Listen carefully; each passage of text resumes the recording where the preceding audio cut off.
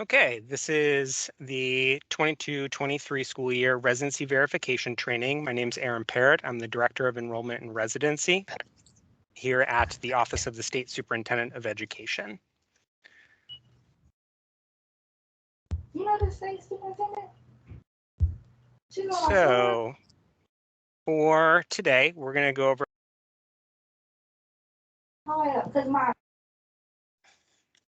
we're going to first start with the Office of Enrollment and Residency, just a brief overview of what we do and our function. Then we're also going to have some partner offices join us to kind of do some cross collaboration here on English learner and homeless education programs. Then we'll really dive into the purpose of today's training, and that is residency requirements. If you are returning school official, you will see a lot of this. It has stayed the same for this upcoming school year with some slight changes and edits and additions to policy and guidance. And then we'll briefly touch on non-resident enrollment and tuition in case that comes up at your LEA, and then what to do if there is a suspicion of non-residency. And then lastly, like we discussed, Q&A at the end, and I'm happy to stick on as long as needed. So hopefully at the end of this training, you're going to understand what it means to be a bona fide resident and what kind of documentation is required, the eligibility requirements for enrolling a student, the document requirements, non-resident enrollment steps, and then how to report suspicions of non-residency if that is an issue at your LEA. Just a reminder that our documentation and policies are all kept in the OER handbook, and we released an updated version of that in February of this year. So definitely refer to that if you have any questions or if you're looking for more clarification about what's presented today. There's a lot of detail in that handbook. All right, so I won't dig into this too deeply, but generally our office oversees four components. First is the enrollment audit, which happens once every year. We also oversee residency verification and the guidance and policies and compliance that go with that. We also handle all non-residency investigations. So we have investigators on staff with us that look into issues of potential non-residency. And then we also handle the collection of non-resident tuition. So students that are enrolled in DC public schools or schools paid for using district funds that have entered into a tuition agreement in order to attend legitimately as a non-resident. All right, and first I'm going to pass it over to my colleagues to share with us some details about English language learner requirements. Thank you, Aaron. Good afternoon, everyone. I'm Anika Harris from OSSE's Division of Teaching and Learning, and I want to start out by sharing the legal requirements related to the home language survey and English learner identification. I have the link to the survey in the chat box. I know that some of you are veteran enrollment POCs. Please still keep your ears open because there is some content in this presentation that has changed. So in summary, the legal requirements of the Elementary and Secondary Education Act, better known as ESSA, and it provides that under Title III, states like DC must implement standardized statewide entrance criteria and procedures to identify students who are potentially eligible for placement in your EL program.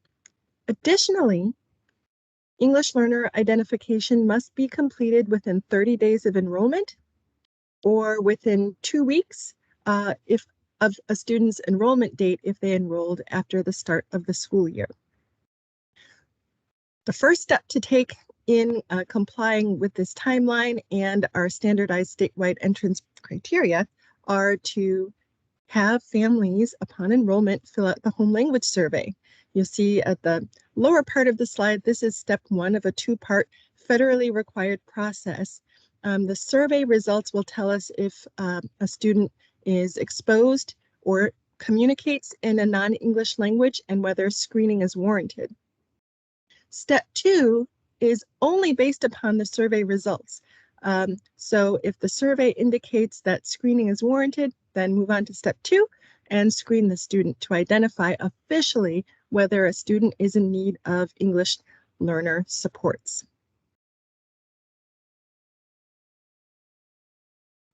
Here in DC, we have our own local requirements. Mainly what you need to know is that we have a more current edition of the Home Language Survey that was released last year on last calendar year, September 8th, 2021. So all LEAs must now be using this edition of OSSI's Home Language Survey. Please do not use prior editions. All DC public and public charter schools must use this version of the survey, and the requirement survey, the instructions for survey administration and interpretation of responses. It also includes the use of the statement for families so that they understand what the survey is all about. The parent guardian signature line has to be signed, and we offer translations of the document or the survey in the most commonly used languages in DC. All LEAs without exception are going to be using this version of the survey from September 8th, 2021 for the new enrollment period.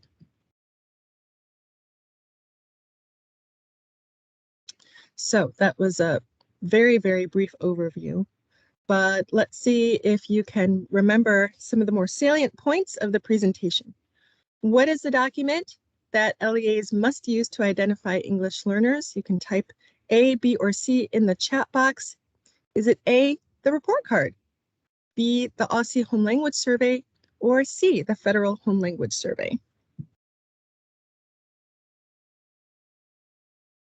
And I see some responses coming in. Thank you. Yes, it's B, OSSI's Home Language Survey. There you go. Question 2. What version of the OSSI Home Language Survey must you now be using to identify English learners? Is it A, B, or C? Was it the December 2019 version, September 8th, 2021 version, or July 18th? Thank you. It's B, September 8th, 2021. I don't even know if there was, I don't think so, a July 2018 version. I made that up. 3, when must the survey be given to every student enrolling in a DC public or public charter school? So this is something that wasn't explicitly stated on the previous slides. Do you give the survey upon the first enrollment, A, or B, at second and all other future enrollments? Yes, thank you, everyone. It's A. The survey does not need to be, the survey really should not be reissued, for subsequent enrollments. Otherwise, you get all sorts of errors down the line, and that complicates things. Next. Who's responsible for ensuring the collection of accurate responses? By providing language support to families with limited English proficiency, are the families, A, is it the parent, the guardian that has to provide that support and figure it all out? Or B, is it the LEA's responsibility to provide language support? Or C, is the LEA EL coordinator supposed to be the one to do all of the translating and interpreting of various languages? And B, you at the LEA level should work together to have a coordinated system for supporting families with understanding what is in that document. 5, thank you, B. Number 5, LEAs may or may not use an electronic version of the OSSI Home Language Survey.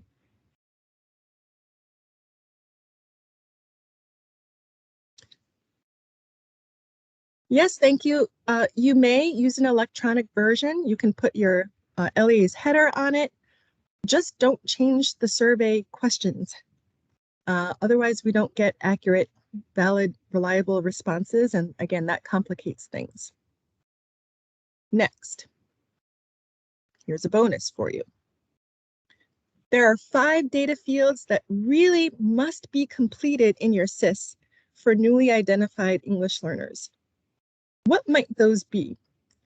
So we've talked about a 2-step identification process, but if you really do the 2 steps and you don't input the fields with data, then situation gets very complicated, and there's a lot of cleaning up that has to happen later on down the line, and it just takes up time for everyone, when in fact you can very easily do the 5 fields that I see Amanda Goff has put in Let's see how your responses compare with what we have on the slide.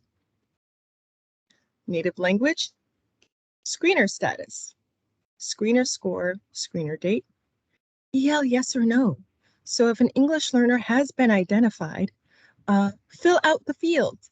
Fill out all the fields. Please don't leave the fields blank. Is there anything else popping up on the slide here? All right, if there are any questions, I'm sure you can reach out to Enrollment. You can also reach out to me, and I'll hang on just in case any questions do pop up in the chat box. Thank you. Great, thanks for that. All right, next we have a guest from the Homeless Education Program. Hey, good afternoon, everyone. This is Tashin Stallings, Program Analyst with the Homeless Education Program. I want to thank you all for joining in this afternoon. Can we start the slides? So I would like to make sure we all understand what the definition of a homeless children and youth is under federal guidelines. And it's one who, a child or youth who lacks a fixed, adequate, regular nighttime residency. And that can be identified as a sheltered place, a hotel, motel, whether they're doubled up or unsheltered. Some of you may be familiar with homeless liaisons that may serve in your school. Some of you may have served as a homeless liaison in a previous lifetime. Just by a quick show of hands, how many of you are aware of who your current homeless liaison is in your particular school or LEA?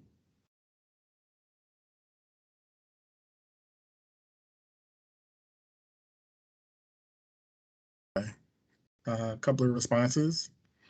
Some of you, if you're not aware, I will want to share this link with you. And we keep an updated list of who the liaisons are throughout the school year. So if for some reason you may be new in your role in terms of being a registrar or some other support when it comes to enrollment, we definitely want to make sure that you're aware of who the liaisons are. Even if a child is even transferring into your school or out of your school, who the liaison is from whichever other school that child might be coming from. We definitely want you to make sure that you're in good coordination and communication with your liaison to make sure that this particular definition is understood and that the student has a nighttime residency that's identified either as sheltered, hotel, doubled up, or unsheltered. We also have undocumented and migratory children who may fall into this category, living in circumstances where they are in not any type of permanent housing placement. We also have unaccompanied youth. Unaccompanied youth are those children, and they can be anywhere between the preschool ages up through high school, who are not in the physical custody of their parent or guardian. So we definitely want to make sure that if you're aware of some family members who are caring for children, to make sure that you're identifying them in terms of what their proper role or responsibility is to that child. There are some situations where youth can be coming from another city or another state and have been just designated to live with a person, whether it's a family member or a friend of the family, but they may not have specific parental rights or guardianship, or they may not have been adopted through proper protocols to have guardianship over that child. So unaccompanied youth, just to make sure we understand, is a child who is attending your school but is not in the physical care of their parent or guardian. Some of the situations that can occur would be illness, unemployment, abandonment. Sometimes even death is a reason why a child could be unaccompanied. Next slide, please. When it comes to enrollment, again, as you are in this role, we definitely want to make sure, again, that you're connecting, coordinating with your liaison to understand certain terminology in terms of how children can be attending your school. So children, youth, in homeless situations can stay in the school they last attended when permanently housed that we identify as school of origin. So say if I'm attending, and I'm just using a school just for a sure example here, if I'm attending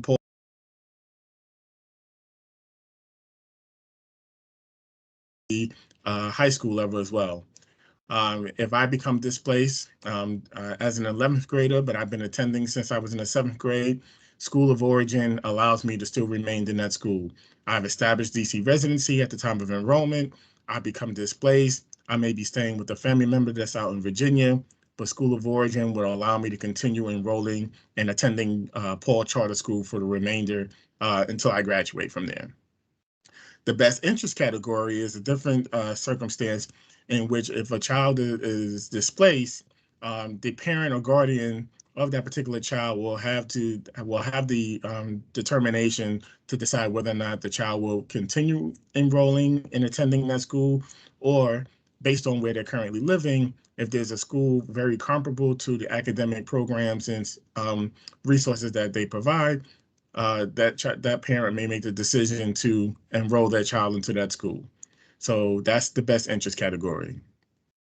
Regardless, if there's a child who is attending your school, either through the lottery system or if they're re-enrolling into your school, please know that they have a right to enroll in your school immediately if they're presenting themselves as experiencing homelessness. All right, if they don't have all the required documents, whether it's medical history, proper ID, and updated proof of address, please know that these documents may have been lost in some kind of transition with the family. They may have been damaged because of things that are going on with COVID. There may have been some delays with some agencies and some programs in terms of being able to get either replacement documents or the proper appointments to receive updated records. So we definitely want you to make sure that you're doing your due diligence to work with the family, enroll the child immediately, and then make sure the family is referred to the homeless liaison at your school. We also want to make sure transportation is provided. Transportation is provided through the Kids Ride Free program. Even in the case of a child who is attending your school and is unaccompanied, they are still entitled to the transportation services of the Kids Ride Free program. And you should all be aware of who is responsible for distributing those Metro cards for those families. In the event that a parent should need a Metro card, the LEA is responsible for making sure that the parent does receive a Metro card so that they can get their child to and from school throughout the course of the week and school year. Next, please.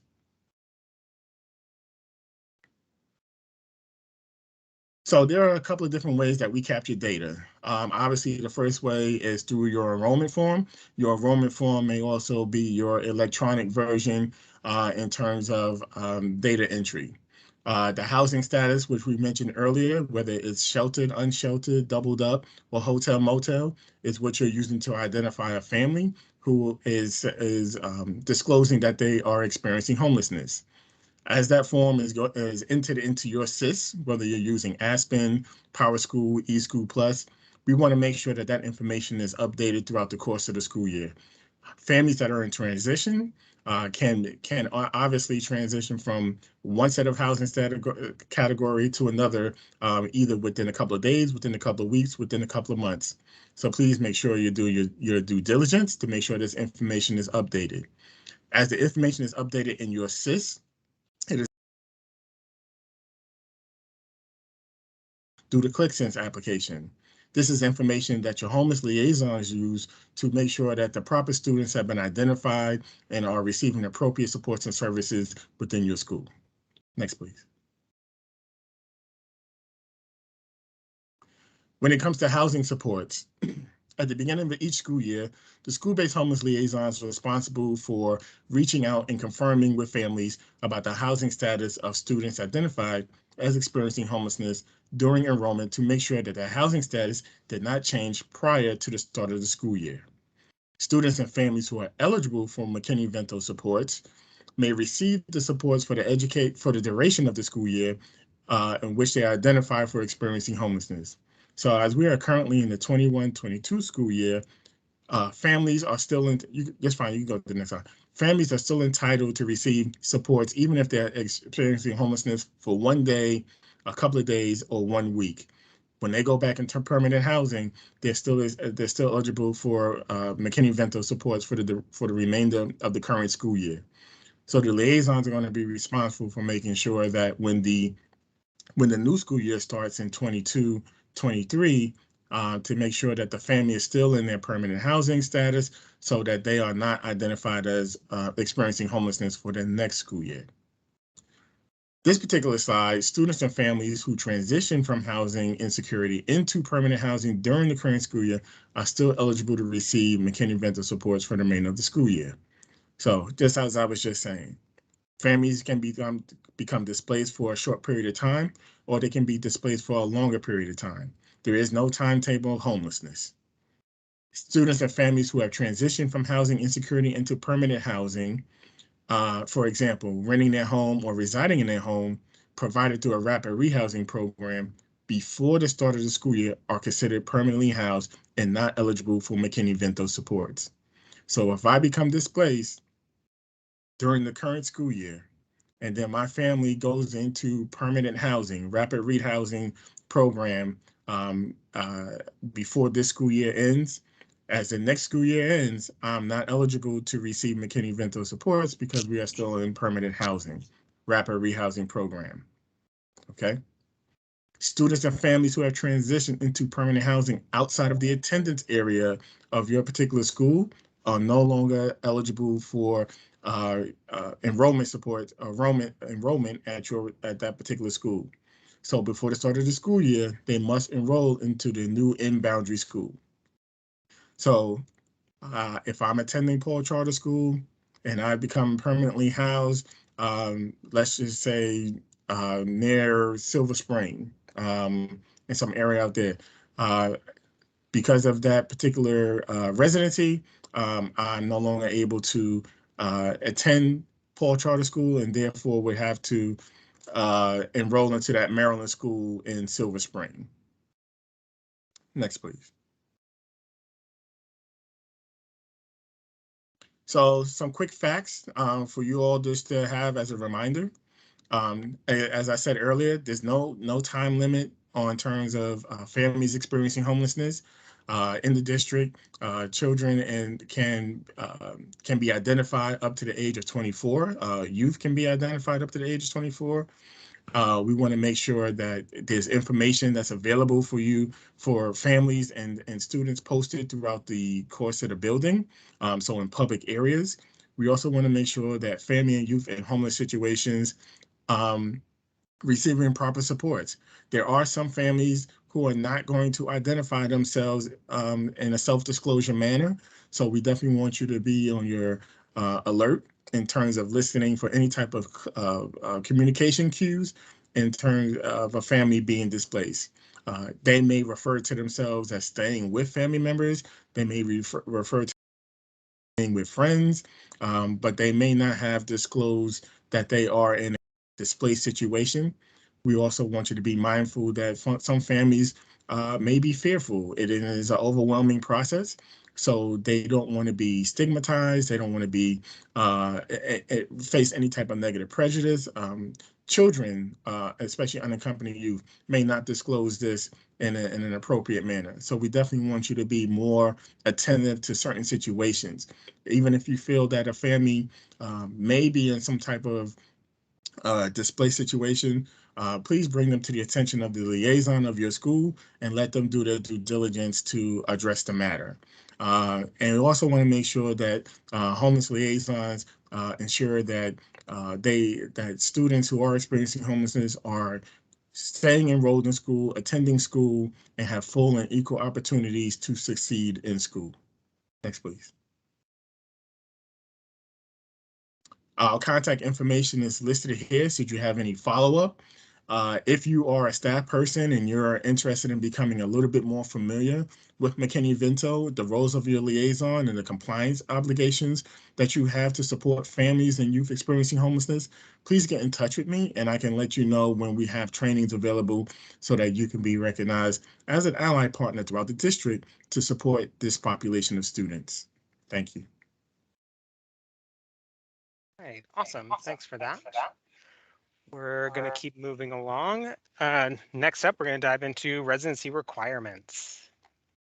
So Residency verification is important for a few different reasons. One, we want to ensure that DC residents have access to DC public schools. We want to ensure that we're paying those schools appropriately for those residents that attend. And then we want to make sure that people are informed about the requirements, but also the very serious repercussions that can occur if someone were to enroll an ineligible non-resident. So, starting with residency eligibility, we're looking for two things. One, is the enrolling person a bona fide district resident? And we'll dive into a little bit more about what that means. And second, is the enrolling person eligible to enroll the student?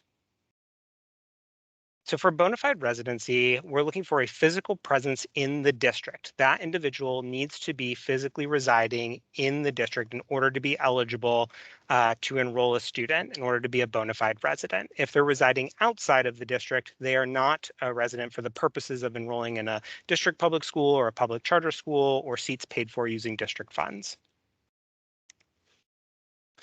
And then when we're thinking about who's eligible to enroll a student, there are essentially 5 categories. The first and most common would be parent, and then there is a guardian, a custodian, other primary caregiver, and adult students.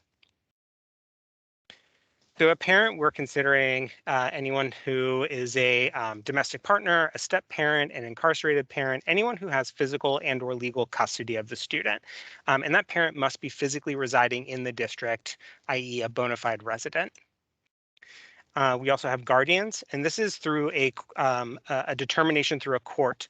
So we do not accept powers of attorney or handwritten notes. The guardianship has to be decided by a court of competent jurisdiction, and that guardian would be a bona fide resident by residing here in the district. Next, we have custodians, similar to a guardian, would also have to be determined by a court. And then that custodian would have to be a bona fide resident, again, physically residing here in the district. And then the other primary caregiver is a bit more complicated. This is a person that's not the parent, not the guardian, and not the custodian, but who's providing care and control and support for that student because the student's parents are unable to provide that care and control and support due to a serious family hardship. The OPC has to be a bona fide resident, meaning they're physically residing here in the district, and the student must reside with them. We do not accept power of attorney as proof of OPC. We will dig into what proofs are acceptable. And we're also going to dig in a little bit more about what we mean when we're talking about care, control, support, and serious family hardship. So we're looking for an individual that is providing guidance through attending school conferences or extracurricular activities. They're providing food and clothing and shelter for the student. For our younger learners, they're bathing, feeding, dressing, but providing overall supervision. And then the parents are unable to do this because of a serious family hardship, which would include death, incarceration, serious illness, abuse or neglect, active military assignment, drug addiction, loss of habitability, and abandonment. If both of these criteria are not true for the circumstances for the individual, then they do not qualify as an OPC. They both have to be providing care, control, and support, and they must be doing it because the parents are unable to due to a serious family hardship. And lastly, we have adult students. So for our adult students who are 18 or older, they can enroll themselves, but of course they must be a bona fide resident, meaning they physically reside here in the district. And we'll dig into a little bit more, but for those adult students that are residing with their parents, they can also use their adult parents' residency documentation to support the claim that they're physically residing here. But we'll go over that when we go over residency documentation. So residency verification forms. Those of you that have gone through residency verification before should be very familiar with these forms. We have the first one is the DCRV, the one that will be completed by every single student that's enrolling. And then we have support residency forms such as the OPC form, the OPC attestation, the sworn statement, and the home visit form. And we're going to spend a little bit of time on each of these. These forms have already been released for the school year 22-23. We released them a couple of weeks ago now, actually in late February. So if you haven't retrieved those yet, please do so. And if you need assistance with that, you can always email us at ossi.enrollmentaudit@dc.gov. So the DC residency verification form, like I said, has to be completed by every single student that's enrolling in a district public school or seats paid for using district funds. And we're looking for a complete form. So every section should be filled out. And if it's not applicable, just put NA. For example, an email address. If someone states that they do not have an email address, put NA in that section. So that way we can review a form and make sure that everything was completed and not necessarily missed. This form would be signed by the enrolling person and the school official. And just as a reminder that residency verification cannot begin before the release of the common lottery results. This is a requirement by law, and those results are set to be released April 1st of this year. And so we would be looking for forms that are signed on or after April 1st. If they're signed prior to that date, when they comes time to review them during the enrollment audit, they would be rejected. So make sure you're not starting too early. So a couple of things on this form. At the bottom, we have a section where the school official is certifying that they've reviewed any supporting documentation that was provided, and that they identify what those documents were, and that they're also affirming that what the enrolling person has presented above is true to the best of their knowledge, and that they will retain that documentation in accordance with our records retention requirements, which I will go over on a later slide.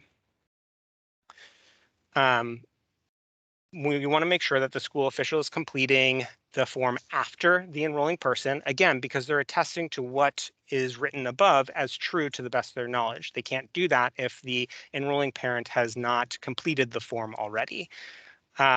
As a best practice, you should not have school officials sign the school official part for their own students. So if you have a school official that has a student attending your LEA or your school where they work, they should certainly complete the top portion of the form, but have a different staff member who is not related to the student complete the school official section. LEAs that do a really good job with documentation and collecting their residency forms and perform well in the enrollment audit typically conduct internal audits ahead of time. So they're putting time aside to review these documents to make sure that they're completed and accurate prior to the external auditors reviewing them. And we do recommend that for any LEA. And just want to flag that it's really important to review the dates on the forms. A lot of our supporting documents have date timeline requirements that are tied directly to when the school official signs the form. So you really want to make sure that you're looking at those to make sure that they're compliant. And if they aren't, then that may require collecting additional supporting documentation or completing a new DCRV.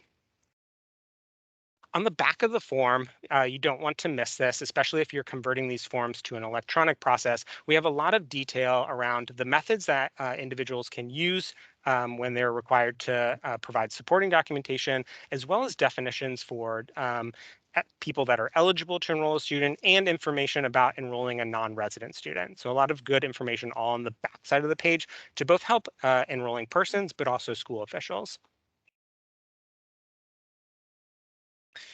A common question we get is, there's an error on the form. What do we do? Do we need a new one? So our guidance is that if you are changing something that the enrolling person has attested to or the school official has attested to, such as dates, names, and addresses, you're going to need to complete a new form if an error was made there.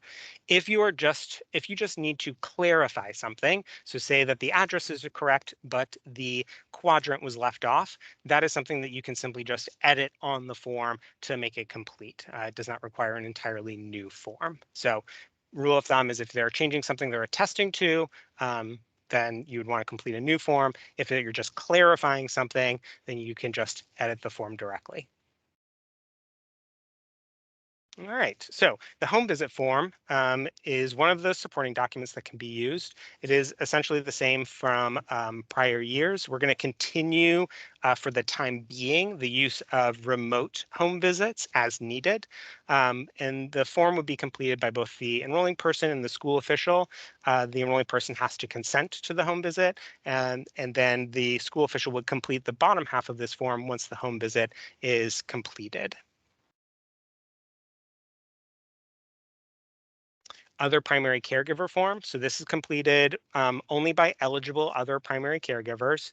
They would need to sign and date it, and that the school official will review with them to confirm that they do qualify as an OPC because they provide that care and support, and it is due to a serious family hardship by the parents. The school official would also sign and date this form. On the back of the form, similar to the DCRV, we have guidance on the methods that an OPC can use in order to prove that they are an OPC. The different items are listed there, including some additional forms that can be completed, which we'll go over in a minute.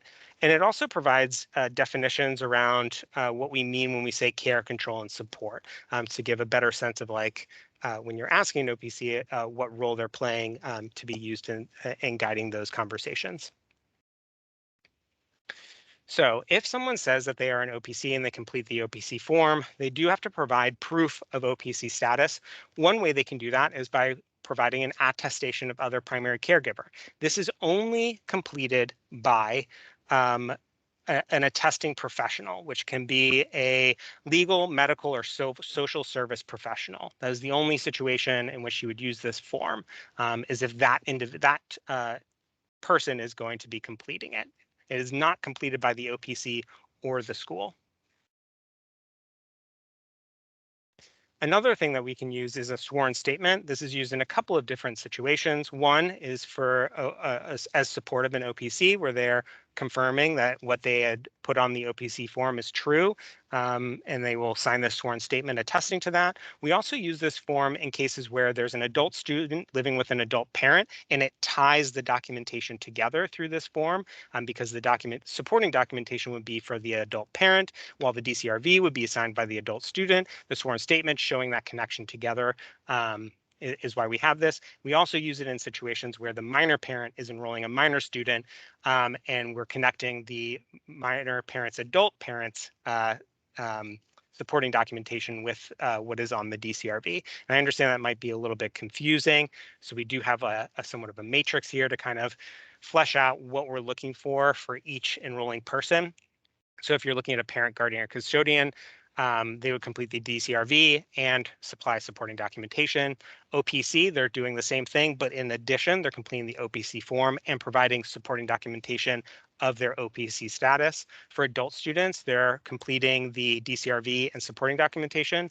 For adult students residing with an adult parent that do not have their own supporting documentation, they would complete the DCRV, and their adult parent would supply that supporting documentation and the sworn statement tying it all together.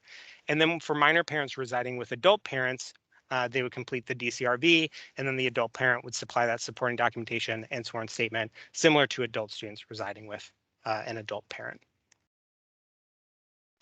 So many LEAs have begun to convert these forms into an electronic process. So I just want to remind everyone that we do have very strict requirements around that. We definitely encourage the creation of electronic fillable forms, but do want to make sure that it meets all of these requirements. So you do not want to be altering, redacting, or expanding on those forms in any way.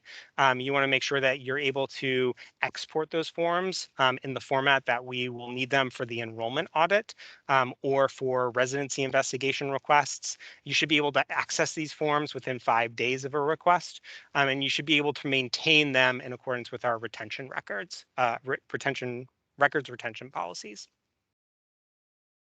And for fillable forms, sometimes people will have them completed online, print them out, then sign them at the school. Or you can also incorporate an electronic signature, which also comes with its own requirements, which we'll go over as well. So if you're also incorporating an electronic signature process, this is both for the enrolling person and for the school official. We do have a higher level of requirement for this than we do for any other forms, and that is because of the very serious repercussions that can occur if someone enrolls a student as a resident, but it actually is found through an investigation to be a non-resident. So we do want to ensure that the person completing the form is in fact who they say they are. So that's why we require a digital certificate, evidence of the origin of the signature, evidence of the record being sent, evidence of receipt, timestamp, and making sure that all of that information is held in a long-term storage capacity. Great. So gone over the forms. We've gone over what it means to be a resident. Now we're going to dig into the supporting documentation. There's a couple of different ways that this can occur. Method A, which many of you are probably familiar with, is where we're confirming through our click application. We're going to make some updates to that this year, and I'll go over those shortly. And so basically, method A is when, in most cases, the parent or the enrolling person is not providing anything to the school, but the school official has access to some sort of database that confirms their residency through interagency agreements that we have with other district agencies. If this student is not eligible through that click application, then we have method B, and that is where the enrolling person is providing documentation directly to the school, and there is a specific set of lists defined both in statute and regulation about what the items can be that are provided, and in some cases one is provided, and in some cases you need to provide two different pieces. And then method C, typically used as a last resort when method A and method B can't be used, is that the parent will consent to a home visit. So for school year 22-23, we are extending the remote home visitation option. It is extended until updated or rescinded for this school year only. So it is not guaranteed that this will be an option in school year 23-24, nor is it a guarantee that it will be an option for the entire 22-23 school year. It is possible that we may remove it at a later date, but for the time being, and certainly for the beginning of enrollment in April, it will be an option. And of course, if it is updated or rescinded, we will notify everyone. And of course, this is the same guidance that we've had in the past for when you conduct a remote home visit, the steps that the LEA should be taking as they complete that. Great. So valid supporting residency documents method A. So OSSI Residency Verified. So we've worked hard to establish data sharing agreements with a number of DC government agencies. This can include district government agencies that oversee financial benefits such as TANF, SNAP, and Medicaid. It can also experiencing homelessness, wards of the district, and it also links to our application that is tied to the Office of Tax and Revenue, which is a proactive application by the enrolling person for them to use the submission of their DC taxes as proof of their residency, as support of their residency. All of this is held in a application in ClickSense. We're updating that name this year. So in the past, it was called the OSSI Subsidy Residency Application. This year, it will be called the OSSI Residency Verification Application. So aligning the use of that application with the title, or really the reverse, the title with the application. We have also worked to expand the universe of students that are included in this. So not only will it include stage 5 enrolled, this would be through your school SIS, stage 4 enrolled through your school SIS. Last year, we started to include students who are listed as enrolled in the My School DC centralized waitlist system. And this year, we will also include students that are listed as enrolled, matched, or waitlist offer extended. So for your newly enrolling students, you're going to have access to them in this application earlier than you ever had before. They don't have to be listed as enrolled. Simply at the point of getting a match or waitlist offer, we will start to work to match them on the back end and provide them through that click application. All right, so just want to take a minute to kind of go into how this works because there is some complicating factors. So you should be able to review this, all this data through the OSSI residency verification application. You do want to make sure you're looking at the correct school year. So you definitely want to make sure you're looking at school year 22-23 and not prior school years.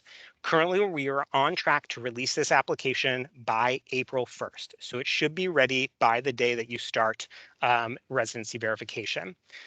When you're looking in the application, you will see a roster of all your students that are feeding through, and you're looking for a yes indicator in the residency column. So you don't want to look at this application and see that a student is listed only. You want to see that they are listed and have the Y indicator, and that means that they are OSSI residency verified. There are, the benefit of this is that when it comes time to do the enrollment audit, we will not be directing auditors to look for supporting residency documents for these students because we already have confirmed the residency through interagency data agreements. They would still all need a DCRV, but they would not need supporting residency documentation on hand for the enrollment audit. Students are only added to this application. So if you look at it today and you were to look at it tomorrow, let's say if we were during the enrollment period, you would only see students added. You wouldn't see anyone dropping off. Obviously, dropping off would cause a lot of confusion. So they stay on there for the length of that year's application. The application updates nightly, so it's not immediate. And especially for new students, if they don't have a USI, that can also add an extra day because we have to assign them a USI and then match them to the appropriate LEA and link them to any of the external data sets that we have. But it is done on a nightly process and it is quite quick, but it is not immediate. We do have some limitations. So the data that we display in this, and I get these questions every year, is only what we are receiving. We do not control this data in any way, so we're only reflecting back what we get from these other agencies. So if there's a question or a concern, certainly raise it with us, but most of the answers will be like, we don't have control over this data. And so because of that, you should expect situations that we've seen in the past where one sibling is listed in the application, but the other is not. Okay.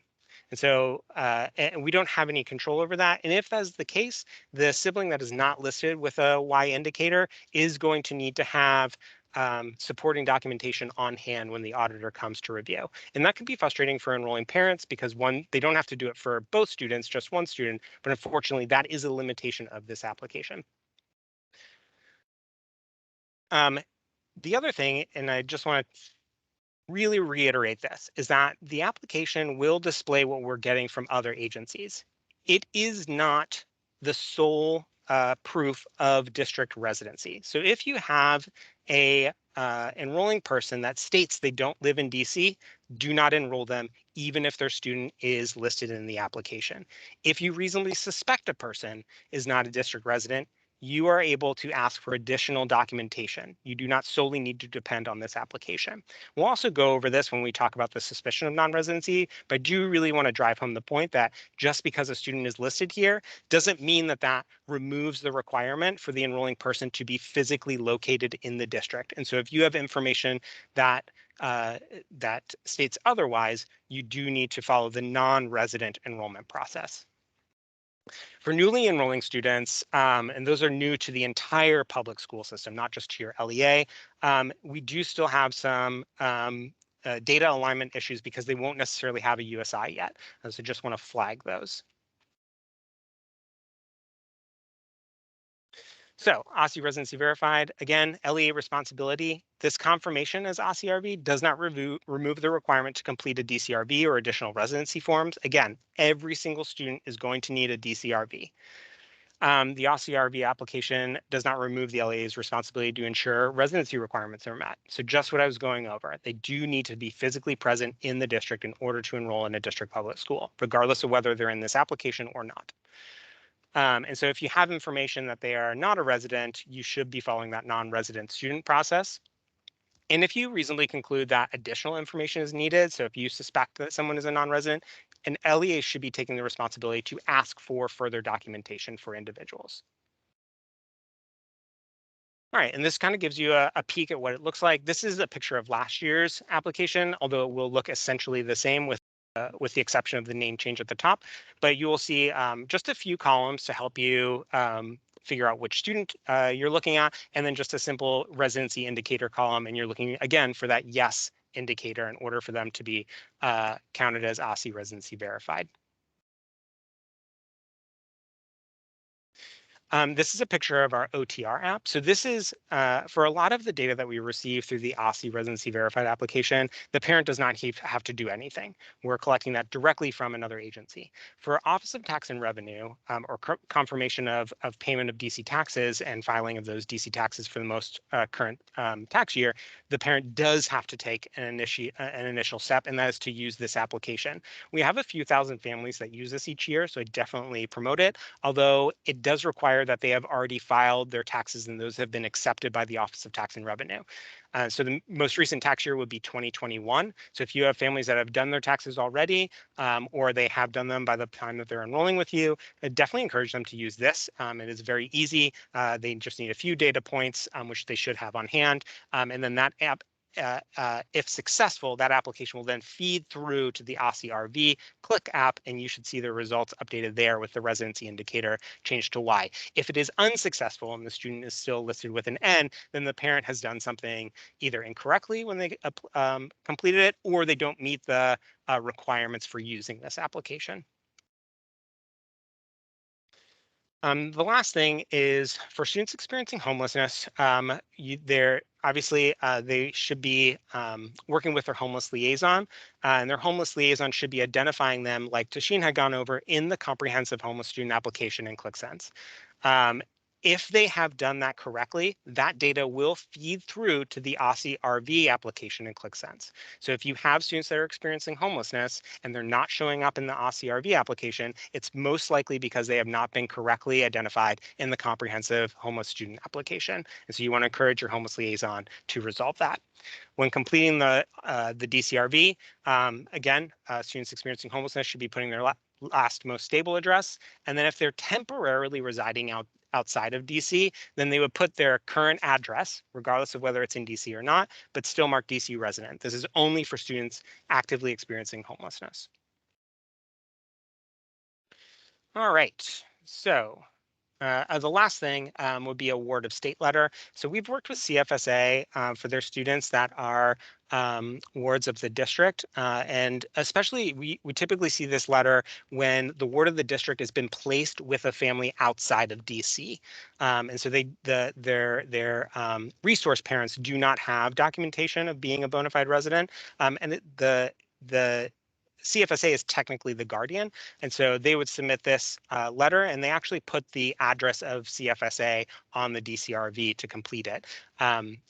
The CFSA partners should be familiar with this. We've been using it for several years now, and we coordinate with them pretty closely. But if this comes across your desk and you have questions, please reach out to us at OSSI.Enrollment Audit.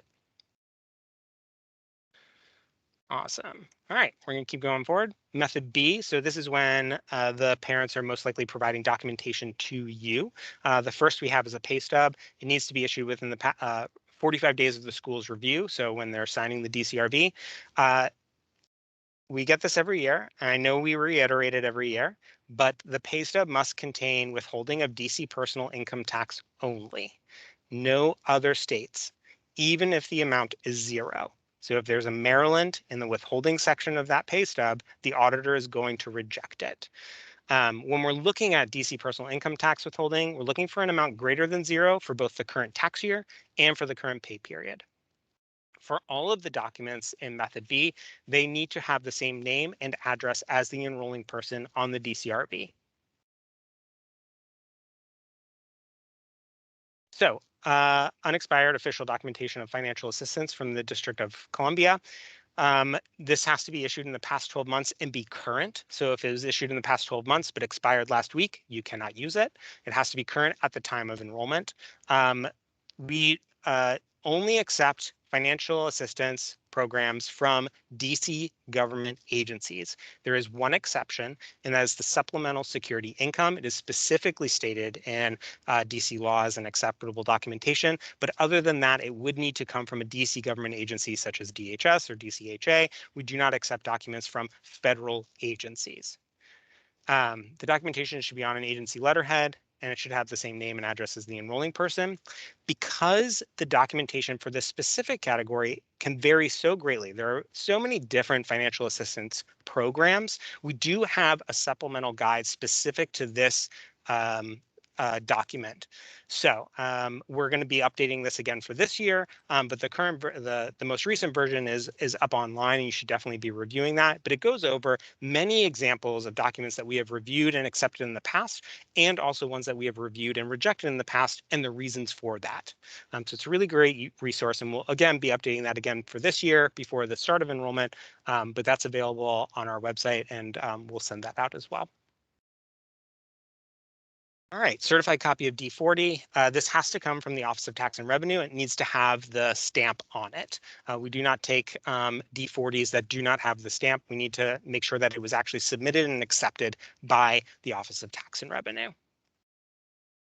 Current military housing orders or statement on military letterhead. It must be an official correspondence. It has to state the DC address of residence. It should have the same name and address as the enrolling person. It shouldn't be a station location or intent to stay. Okay, sometimes we get documents that say this person will be stationed in DC, but we actually need to know the specific residential address in DC, not their station location. We do not accept letters or leases for this document category. We do not accept letters or leases from private leasing companies. So a typical thing that we have seen is a letter or a lease from a operator that is on a military base, but that does not count for this category of document. It could be submitted under the lease requirements if it or as a lease document if it meets the lease requirements, but you cannot be used as a housing orders or a statement on military letterhead. Embassy letters, these are pretty rare, but they do come through. They need to be issued in the past 12 months. They should have an embassy seal. They should be signed by an appropriate embassy official, and they should include the address that the person is staying at in DC. This is typically used in situations where the individual is staying at embassy paid for housing, so they don't have lease, they don't have bills in their name, and most likely have not converted any of their credentials. So really the letter from the embassy is the only document that they could provide. Of course, you know, as a backup for all of these things, you can always do a home visit. Now we're moving into a different category of method B where two documents are going to be required. So the first of that type is the motor vehicle operator's permit or ID. This has to come from a DC government agency. We do not accept it from any other government agency, whether that is a federal agency, whether that is an international agency, whether that's Virginia. It has to come from DC government. It has to be valid and unexpired, and it has to have the same name and address as the enrolling person. You can check the validity of licenses through DC DMV's license verification tool, which we highly encourage too. If you suspect that it might have been removed or invalidated. Next is the motor vehicle registration. Again, just like the license, has to come from the DC government. So it should be from the DC DMV. We do not accept Virginia registrations. Even if there's a DC address on it, we do not accept it. Has to be valid and not expired. And we do accept digital registration cards. They can be very tricky to take a picture of because they have a blackout mechanism. But if you're able to get a picture of that, those are acceptable as well. And we'll take those now. Lease or rental agreement. There are a few requirements for the lease. We don't need the entire lease, but the documentation that is provided must include the start date, monthly rent amount, name of the property owner, and be signed by the enrolling person and the property owner. They also need to be accompanied with some sort of proof of payment. That can be receipt, money order, copy of a cash check. The proof of payment has to be for a period within 2 months immediately preceding the school's review of the DCRV. The rent amount must match what's on the lease. So the rent amount and the proof of payment must match what's on the lease. And of course, all of this needs to be in the same name and address as the enrolling person. There are additional exceptions to this outlined in the OER handbook. So if you have more complicated situations, I definitely suggest that you refer to the OER handbooks. We have a few different considerations for this, but primarily these are the requirements for the lease document. Utility bill, similar to the lease, it's going to need a proof of payment. We only accept gas, electric, or water, but it can be from a third-party vendor, but it has to be gas, electric, or water. And the utility bill needs to be for a period within 2 months immediately preceding the school's review of the DCRV, so when they sign it, and it must be accompanied by a separate proof of payment. The most common that we see is two bills that are consecutive, where in this example, we've received an October bill. That October bill has an owed amount, and then we receive a November bill, and the November bill is showing proof of payment of the October bill. Typically, if we only get one bill, it's not going to show the proof of payment of that bill. It's only showing the proof of payment from the bill prior. So you want to make sure that whatever you're using for the utility bill, you both have the bill itself and you have something that shows proof of payment of that specific bill. All right, and then the last item would be supporting residency documents would be the home visitation. We've already gone over this in the form section. Just a reminder that it needs to be completed by both parties, the enrolling person and the school official. All right, we do have a couple of special circumstances I do want to highlight. Of course, this is all gone over in the OER handbook, but just want to take a minute to go over them here. For adult students, we have those that are residing at home. They can complete the DCRV themselves, but if they don't have documentation and they're residing with their adult parent, the adult parent can provide their documentation that supports their bona fide residency, as well as a sworn statement connecting those two documents together. We also accept au pairs if they are able to provide their visa and or placement letter, and they provide a credential such as a license, passport, or legal identification.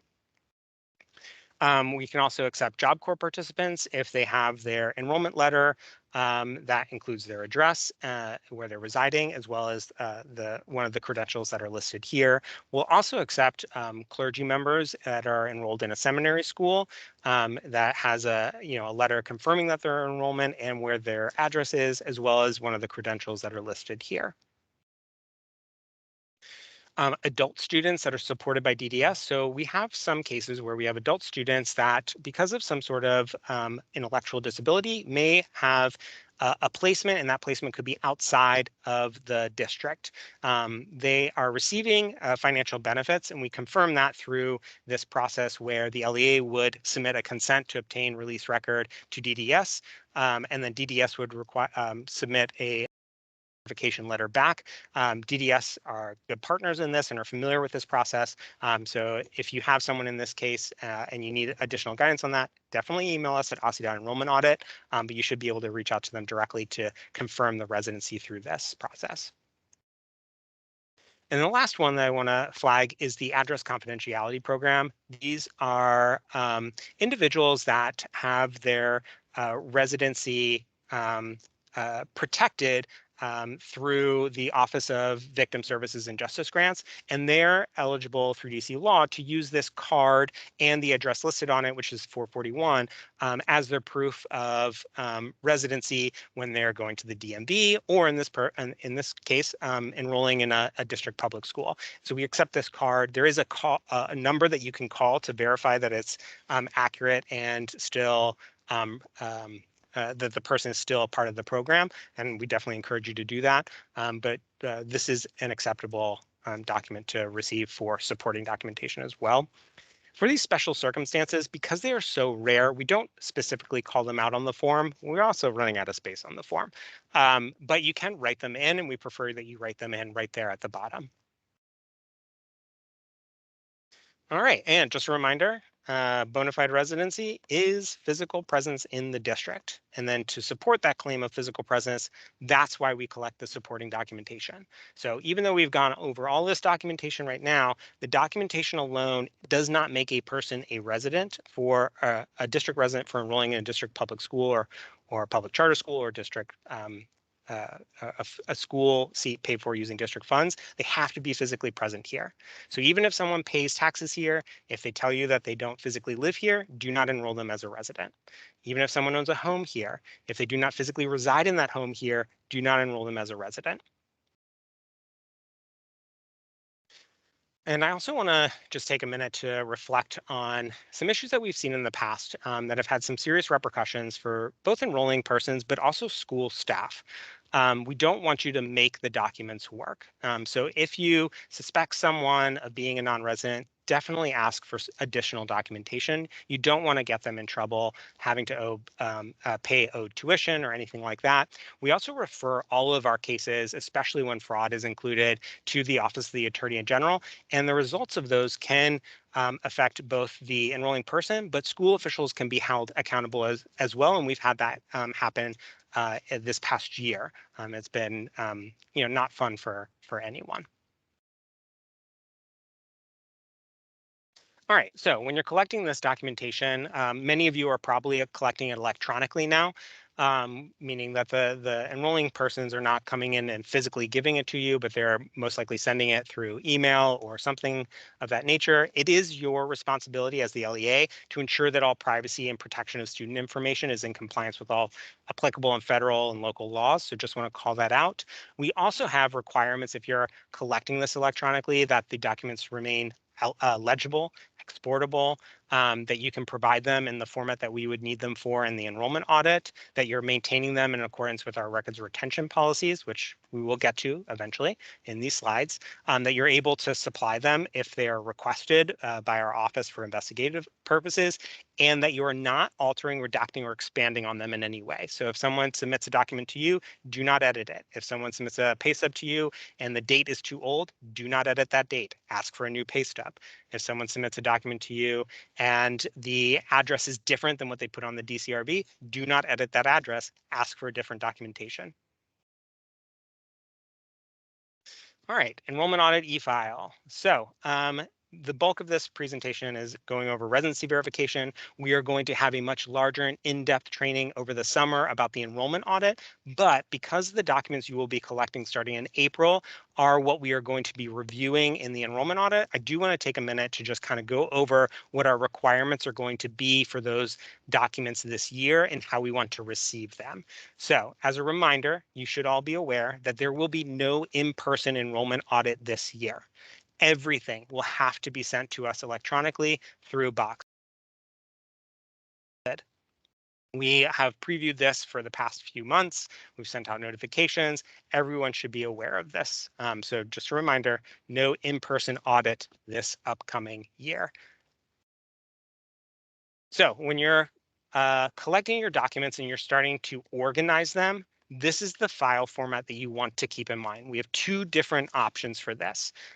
Both start at the LEA level, break down to the school, split into population groups. And this is a bit new this year, but we found that it was very helpful for auditors in order for them to distribute the workload, to break it out into groups by last name. And then within those folders, there is two different options. One, you could have one complete file with both the DCRB and support under one single document, or you could have it separated. Just want to make sure that it's labeled correctly for easy finding by the auditor. If they can't find it, you might get a rejection, and then you have to follow up through our appeals process.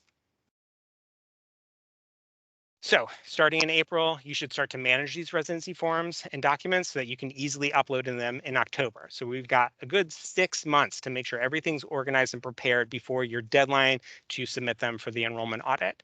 If you want to be connected to another LEA to learn more about their different e-file management practices, please reach out to us at ossi.enrollmentaudit@dc.gov and we will connect you. We've been doing that for the past 2 years. There are a few LEAs that have very good established processes for collecting documents, and they're very willing to talk with other LEAs about how they've done that. So you also want to be reviewing and cleaning up file names. We had a couple instances this year where we received the documents and we could not find students because they were not labeled in any comprehensive way. And unfortunately, we had to reject all of them, and then they had to appeal all of them through the individual student upload process in the application. So make sure that you're doing that now and early. And lastly, if you want an alternative e-file structure than the two that I've just put up there, please reach out to us because we are able to work with the LEA, the auditor, and ourselves to agree upon an alternative file structure that works for everyone. We've done that for the past 2 years. I foresee a few people reaching out to us this year. If we don't do this, our expectation is that you're following the two options that I've just outlined on the previous slide. So if you want something different than that or slightly different, please reach out to us and let us know. And then we're all on the same page when it comes time to complete the enrollment audit. All right, so for submitting them, you're going to gain access to your enrollment audit folder in August. So you'll have a good 2 to 3 months to upload all of your documents and make sure they're organized. And just like in past years, you're going to be able to upload, delete, change, edit, anything you want to do within that box folder. You will find that your old folders that you created are in there. So you're going to want to delete those if they are no longer applicable. And then upload them to the enrollment audit folder. I know as we start to expand the use of Box, there are several different folders for each LEA, and you want to make sure you're putting them in the correct one, which is the enrollment audit folder. All right, residency records retention, 10 years. So you should be keeping all of these residency verification documents for 10 years after the student exits your school. We do have a monitoring process for this, and we do follow up with LEAs when we find that records requests cannot be fulfilled. And the repercussions of that could be automatic full scopes. It could be corrective action plans. So I do want to flag that you're keeping these records for a pretty extensive period of time. And you should, even after this period, if you're aware of any pending legal action or ongoing investigations or any outstanding requests to review them, you should not be getting rid of them even after that 10 years. That's only if you're aware of any of these 3 bulleted items. If you're not, then you would be free to destroy them after that time. All right, so a couple of takeaways. Make sure that your forms, otherwise you won't receive funding. The purpose of the enrollment audit is come back, look at all these documents, make sure that they're compliant with the items that I've just gone over. And if they aren't, and we can't resolve that, then the result is that you have an unverified resident, you don't receive funding for them. You want to make sure that reminding yourselves and your staff and your enrolling parents that the residency is based on a physical presence, first and foremost, and then to support that claim is why we collect the supporting documentation. You only want to have eligible persons enrolling a student, so that's parent, guardian, custodian, OPC, or adult student.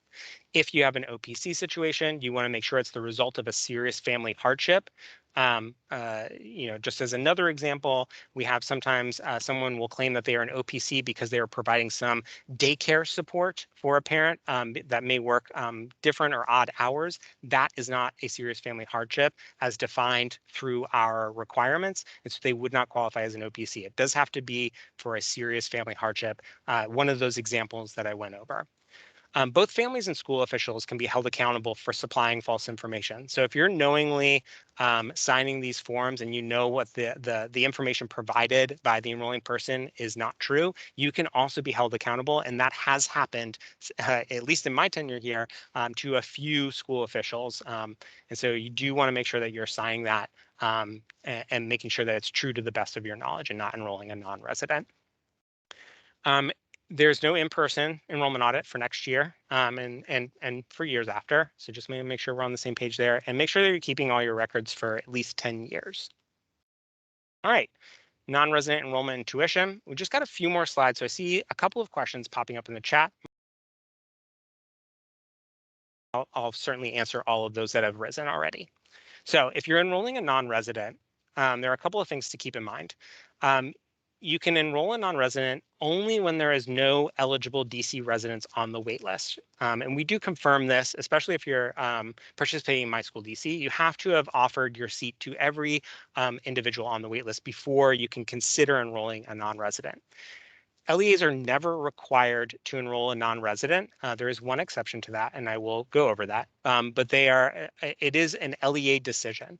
And when you're making that decision, we want to make sure that you're aware that the LEA does not receive any UPSFF, and it does not receive any of the paid tuition. So you would be serving the student without any financial support.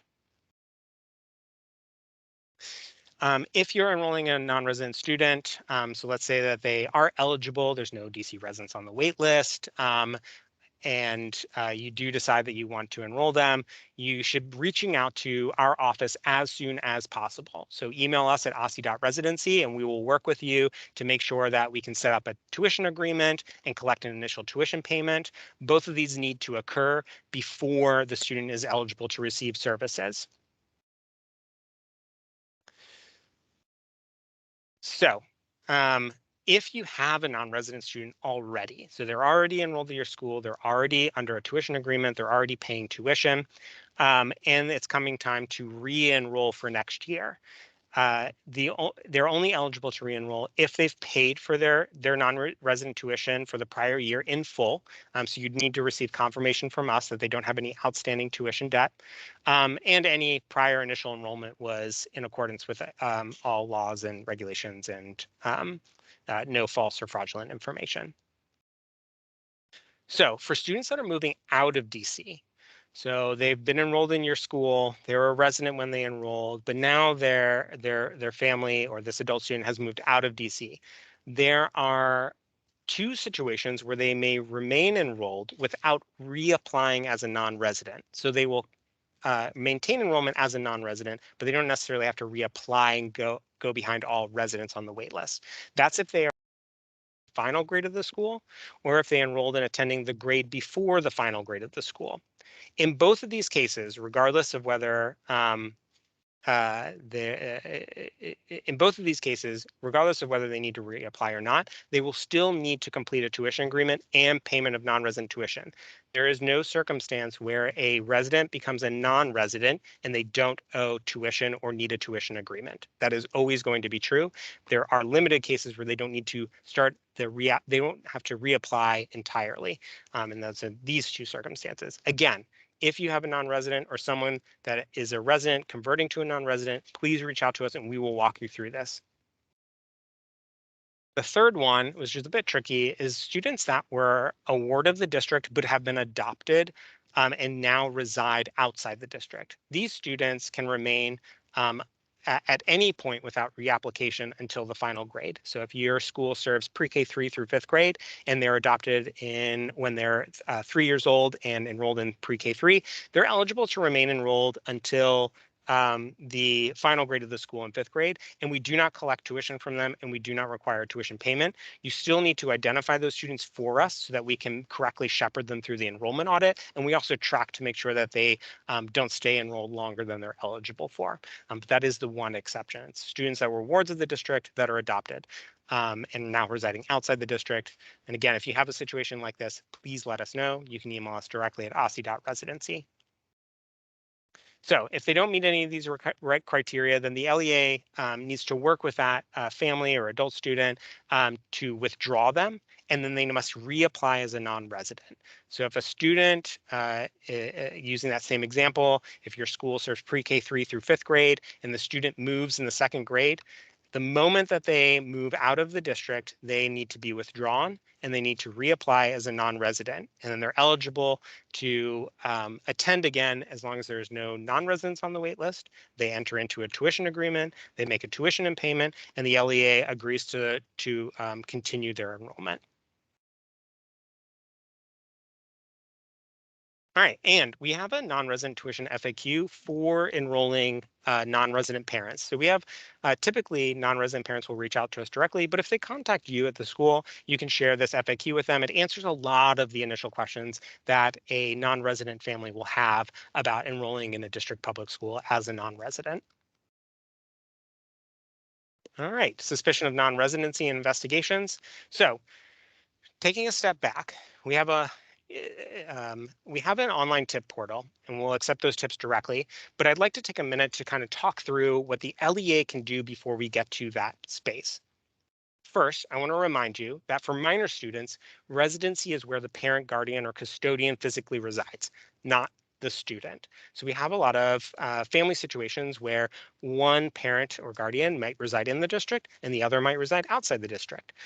As long as the student has one parent, guardian, or custodian physically residing in the district and that person maintains legal and or physical custody of the student, that student is eligible to attend a DC school. It does not matter where the student is physically located. We only require, and we only require one of them. So just want to kind of keep that in mind if you're submitting a tip. If the enrolling person tells you that they are not a resident, you do not need to submit a tip to us. Just work with the parent to withdraw them and enroll them in their home jurisdiction. Okay. We don't need to conduct an investigation if the parent has willingly told us that they no longer reside here. just withdraw the student and enroll them in their new school. You also have the ability to request additional documentation. I've mentioned this in earlier slides, but if you recently suspect someone of being a non-resident, just ask them for additional documentation to support their claim that they physically reside here in DC. And if they're able to provide that additional documentation, great. If they refuse or you still have your own suspicions, that's when you could be requesting a home visit. And even if they decline the home visit, that's really at that point when you would turn to us to support through an investigation. So make sure you're asking for additional documentation if you suspect someone of being a non-resident, and also just ask them to do a home visit and make sure that they're actually there. So if you've done all that and you still suspect them of being a non-resident, potentially, give that information to us. We have a preferred way, which is our online portal. It's the easiest way to do it. It allows you to upload all the documents that we're going to request from you anyways, such as residency forms, supporting documents, emails, any documentation you might have, birth certificates, OPC forms, all of that. And so the best way to do it is through our portal. Of course, you can also use our hotline, but again, I would highly recommend using the portal directly. And so you can give us all that documentation at once, and that helps facilitate the investigation to move a lot quicker. All right, we have made it to the end of the presentation. Congratulations for